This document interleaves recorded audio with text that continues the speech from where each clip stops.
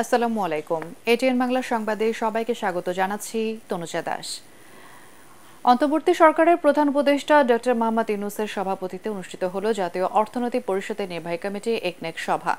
তেজগাঁয়ে প্রধান উপদেষ্টার কার্যালয়ে অনুষ্ঠিত 2024-25 অর্থ বছরের এটি তৃতীয় সভা।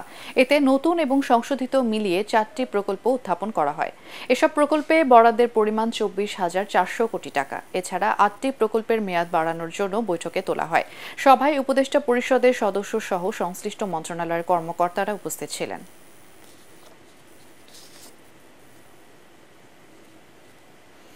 সব পক্ষের সঙ্গে আলোচনা এবং পরামর্শ করে গণমাধ্যম সংস্কার কমিশন গঠন করা হবে বলে জানিয়েছেন তথ্য এবং সম্প্রচার উপদেষ্টা নাহিদ ইসলাম। তিনি বলেন, সাংবাদিকদের সঙ্গে দাসসুলভ আচরণের সুযোগ নেই। ওয়েলস বোর্ড সহ বেতনের বিষয়টি নিশ্চিত করা হবে বলেও জানান তিনি। সংবাদ মাধ্যমের সংস্কার নিয়ে সকালে জাতীয় প্রেস ক্লাবে মুক্ত আলোচনায় উপদেষ্টা এসব কথা বলেন। তিনি বলেন, জুলাই বিপ্লব সাংবাদিকদের জন্য বড় কেস স্টাডি। গণ অভ্যুত্থানে গণমাধ্যমের কি ভূমিকা ছিল তা নিবিড়ভাবে আলোচনা করতে হবে।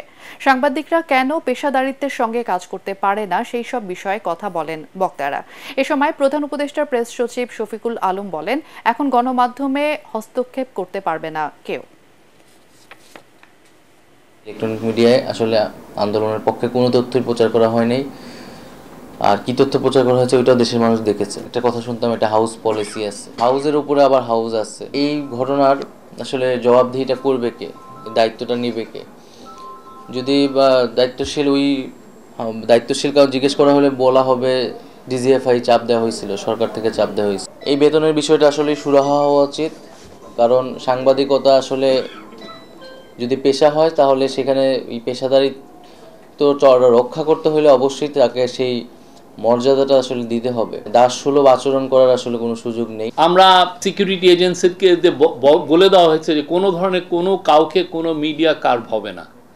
আপনারা লেখেন, ফ্রিলি লেখেন, রেসপন্সিবলি লেখেন, এবং যাতে মিডিয়া ফ্রিডমটা ইনস্টিটিউশনালাইজ হয়ে যায়। আগামী যে কয়দিন এই গভর্নমেন্ট আছে সেই সময় যেন আপনারা সেই আগের যে ফ্রিডমটা, যেটা অনেক আগে হয়তো বা পোস্ট 90-তে আমরা কিছুটা ডিসকভার করেছিলাম, সেটা যেন আবার ফিরে পাই। অন্তর্বর্তী সরকার নানাভাবে স্বৈরাচার সরকারের দোসরদের পুনর্বাসনের চেষ্টা করছে বলে অভিযোগ করেছেন বিএনপির সিনিয়র যুগ্ম মহাসচিব রুহুল কবির রিজভী। রাজধানীর এলিফ্যান্ট রোডে ডেঙ্গু সচেতনতা বিষয়ে লিফলেট বিলি করতে গিয়ে তিনি একথা বলেন। তার দাবি, সব ক্ষেত্রে স্বৈরাচারের প্রেতাত্মারা ছড়িয়ে ছিটিয়ে রয়েছে। এদের অপসারণ করতে না পারলে অন্তর্বর্তী সরকারের সব উদ্যোগ ব্যর্থ হবে। এদিকে জাতীয় প্রেস ক্লাবে আলোচনা সভায় বিএনপি চেয়ারপারসনের উপদেষ্টা জয়নুল আবদিন ফারুক বলেন, এখনও শেখ হাসিনা সরকারের দোসরদের আবর্জনা পরিষ্কার না করায় সবার মধ্যে সংশয় তৈরি হয়েছে। নির্বাচনের রোড ম্যাপ দিয়ে অন্তর্বর্তী সরকারের প্রতি মানুষের আস্থা ফেরানোর আহ্বান জানান তিনি।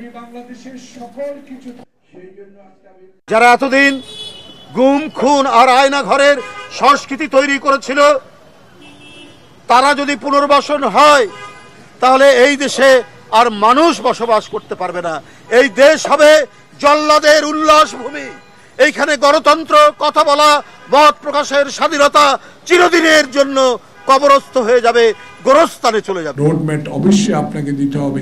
এই রোডম্যাপের মাধ্যমে যে নির্বাচন হবে, সেই নির্বাচনে জনপ্রতিনিধিরাই বাংলাদেশের রাজনীতি ঠিক করবে।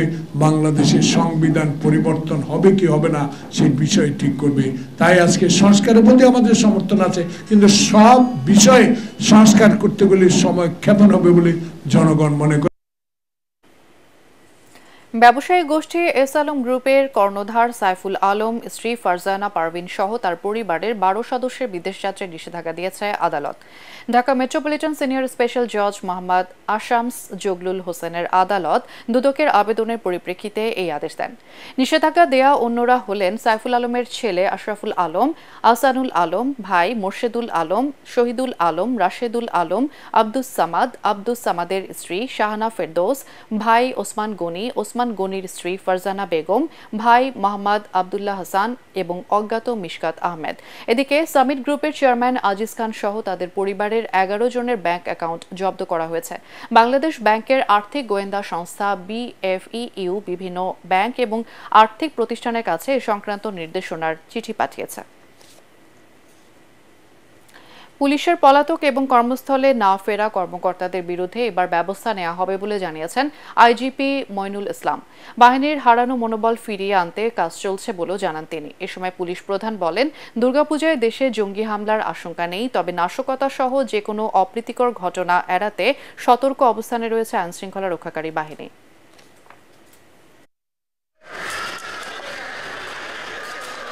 দুই লক্ষ 14,000 15,000 সংখ্যক বাহিনীর সদস্য, মানে একটা বাহিনী, সেখানে 187 জন যে কোনো সময়ে যারা বিভিন্ন কারণে গরহাজি হতে পারে, নাম্বার 1। নাম্বার 2 হচ্ছে যারা গরহাজি সদস্য ইতিমধ্যে তাদেরকে তাদের যে ডিপার্টমেন্টের অ্যাকশন সেটা কিন্তু শুরু হয়েছে।